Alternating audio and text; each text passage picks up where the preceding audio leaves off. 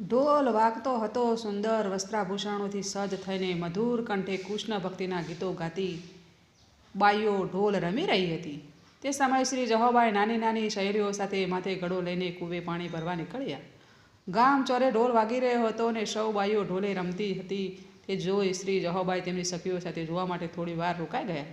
તેથી પાણી ભરીને ઘેર આવતા મોડું થઈ ગયું. પાણી ભરીને ઘેર આવતો શ્રી જહોબાઈને ઘણી વાર લાગી. તેથી તેમના નવી વરમાનમાં ખૂબ જ ગુસ્સે થઈ ગયા.